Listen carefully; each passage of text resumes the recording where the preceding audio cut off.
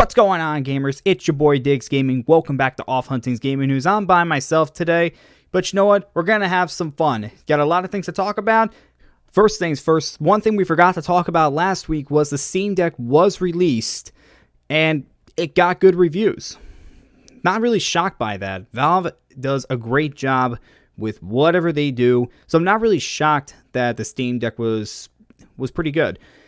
Now, one thing that a lot of people seem to be talking about is the fact that it's running PlayStation games pretty well. PlayStation, we know they've been trying to get their games onto PC lately, and the Steam Deck's been able to run those games pretty well.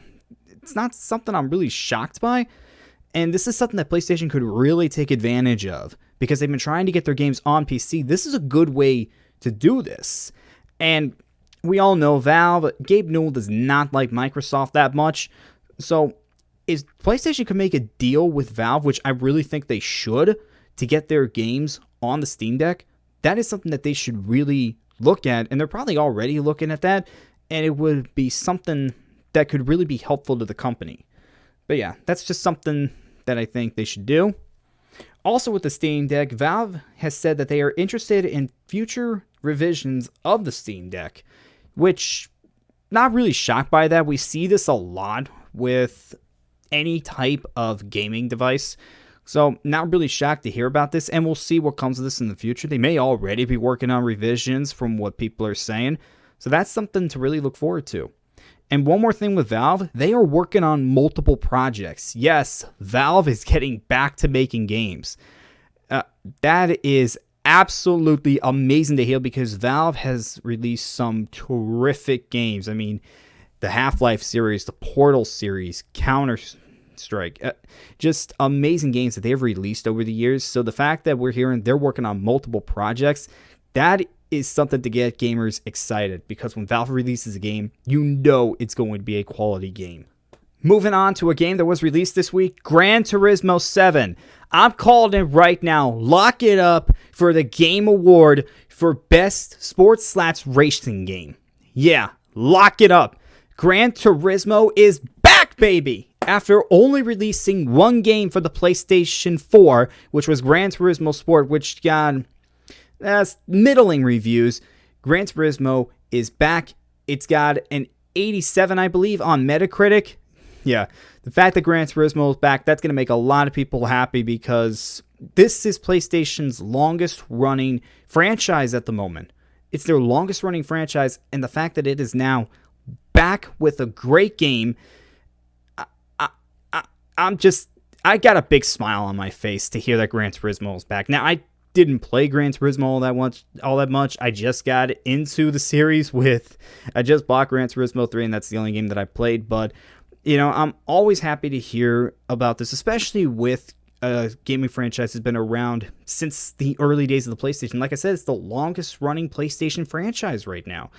And it's just unbelievable that the fact that Gran Turismo is back and everything is just amazing right now with this year. I mean, these games that have come out, I mean, it's just in the last 3 weeks alone. I mean, Horizon Forbidden West, Elden Ring, now Gran Turismo 7, and we have more to look forward to. I need to go into more detail when I got somebody else with me because it's just absolutely amazing with this year so far and what we have coming up soon. It just puts a smile on my face. It really does. Next up, some news on the Twisted Metal TV series that has been picked up by Peacock. So Peacock got the rights to the Twisted Metal TV series. For those of you that don't remember, the Twisted Metal TV series is going to star Anthony Mackie as John Doe. That is our main character. And yeah, okay. I don't know how this series is going to be. I mean, if I had to guess, I don't think the series is going to be received very well. I don't think the series is going to do well at all because I still don't know how you make a TV series based off the Twisted Metal video game franchise. I just don't know. But we've had surprises the last few years with some of these video game franchises that have been made into TV series. I mean, you look Skylanders Academy on Netflix, that was pretty good. Castlevania, The Witcher. We've had some pretty good video game-based TV series over the last few years. So maybe this one works out. Maybe it doesn't. I don't know. But we're just going to have to wait to find out. And if it does work out, maybe this is something that could work out for Peacock. They're taking a chance on this. I think they're taking a chance on this as something that could help get people to buy a subscription to Peacock. We'll see. We'll see. I don't know. I really don't. I cannot speculate on this. I'm just not overly confident that this series is going to do very well. Next up, we're getting next-gen versions of Resident Evil 7, Resident Evil 2 Remake, and Resident Evil 3 Remake. And what? We're getting next-gen versions of those games? Now, those games are amazing as they are, and now we're hearing that we're getting next-gen versions of them? That's going to make people go absolutely insane.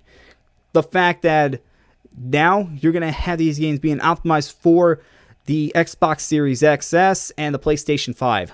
Oh my god, I did not see that coming at all. Now, remember, Resident Evil 7 brought Resident Evil back to its glory, and then you had the Resident Evil 2 remake that absolutely did a great job just remaking that game. It's one of the best remakes of all time. I think it's the best remake of all time. I think it's the best video game remake of all time. Yeah, I know. But to me, it just absolutely did a great job with a PlayStation 1 game. And it just was absolutely amazing when Capcom remade it. It was absolutely amazing. They did a great job with that. And then the Resident Evil 3 remake, yeah, people had some issues with it, but it was still a pretty good remake. And now, again, we're getting next-gen versions of that. I'm all for it. I think it's going to make gamers a whole lot excited. I got to talk to JoJo about this. I really do, because he plays Resident Evil 2 Remake on his Twitch, and he also is playing Resident Evil 3 Remake on his Twitch channel, so I got to ask him how he's going to feel about this. Moving on, Phil Spencer has said in a statement that he wants to fight against the toxicity in the video game industry. Now, we all know some people can really get just mean in the video game industry, and this is what Phil Spencer said. Let's respect creators. I think it is very often that creations can be kind of weaponized and used in battles between platforms and other things. I look at everybody who is brave enough to create something, put it out, have their peers in the industry, players play and analyze and talk about what they do. And let's just celebrate the fact that so many great games are coming out from so many creators and realize there's such a foundation for where this industry is going to go. Now, I can get behind that because, like I said, I know how bad it can be with the video game industry. And yeah, it can get bad. It's something that does need to be worked on a little bit. So if enough people can get behind Phil Spencer in his comments, I think it'll be a great thing for the gaming industry. We'll see what the response is going to be the next few weeks. But yeah, I definitely feel like the video game industry, it could be better. I mean, there are some people that are just absolutely terrible in the video game industry, and I'll be the first one to admit it. I see it all the time. I mean, you see it on Twitter, you see it on other social medias. It does get ugly at times, and I think it is something that does need to be worked on. Next up, strange story. So we know what's been going on in the video game industry, that these companies have been buying out other companies. I mean, Bethesda and Activision getting bought out by Microsoft. Of course, you have PlayStation that bought Bluepoint, Housemarque, and a few others. Well, Epic Games has just acquired Bandcamp. And that's strange, because Bandcamp is not a video game company, it's a music company. What is Epic Games planning here? Why would they buy Bandcamp that is a music company, not a video game company? I'm not sure what's going on there. Epic Games might be up to something, but yeah, that's a little strange. So we'll see what happens a little down the line, but this is just a very strange buy. Very strange indeed. Next up, Stalker 2 has been put on hold due to the war in Ukraine. Now, the creators of Stalker 2, Studio GSC Game World, has said in a statement that we are striving to help our employees and their families to survive. Now, for those of you who don't know, it's based in Ukraine. This is a company that's in Ukraine, and yeah, this is the right thing for them to do. They got to make sure that their employees are okay. And I mean, it's a scary time right now for Ukraine because of everything's happened, being invaded by Russia. You don't know what's going to happen with them. It is a scary time, and I think this is the right response for the company to make sure that everybody's going to be okay. And I just hope that everybody is going to be okay. I mean, it is a scary time right now, and my heart goes out to the people in Ukraine because, I mean, they have no idea what's going to happen there, and I can't even imagine what they're going through right now. So, I don't have anything else to say. I just don't know what else I can say on this. I mean, it's a scary time, and you know, I can't even imagine. I mean, anything with something like this, I just can't imagine. Next up, Housemarque has stated that they are working on a new IP, not a sequel to Returnal, but a new IP. And I'm excited for that. I can't wait to see what Housemarque really is up to, because Returnal, that was a great game. It's won a bunch of rewards, but it doesn't necessarily need a sequel. This is a game that I think could stand out on its own, that doesn't really need a sequel. And it wasn't like it was a big a commercial success. This was a game that was a big critical success. Again, it's won a bunch of awards. And yeah, but I feel like Housemarque with a new IP, that they could just take that to a whole new level. They could take the company to a whole new level with a new IP that is a Sony first-party IP. Now, Housemarque, now they're a first-party studio for Sony, but when they were making Returnal, when they first started making it, they were a second party. They were not a first party, a second party. Now they are first party, and it's going to be fun when we find out more about this new IP that they're working on. Probably not going to find out about this for at least probably 2 years. Probably not going to figure out what they're working on for at least another 2 years. But once we find out, oh man, that's going to be exciting. That's going to be really exciting. So Housemarque working on a new IP. I cannot wait to see what it is. And our last bit of news, PlayStation has been sending out some mysterious dev kits.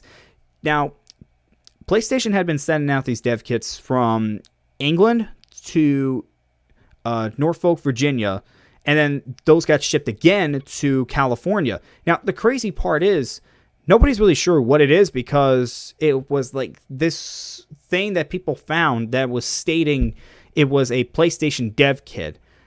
Now, the question is, what is it? Nobody's really sure, but people are speculating. I mean, you hear people saying that it could be a PlayStation 5 Pro or a PlayStation 5 Slim, or maybe even a dev kit for PlayStation VR 2. I'm not sure what's going on. PlayStation's up to something. We know PlayStation's been up to multiple things for a while now. Of course, we got the Project Spartacus that's coming out, but it's just kind of crazy the fact that, you know, we find out these things that PlayStation is doing, and it just brings more questions than it does answers.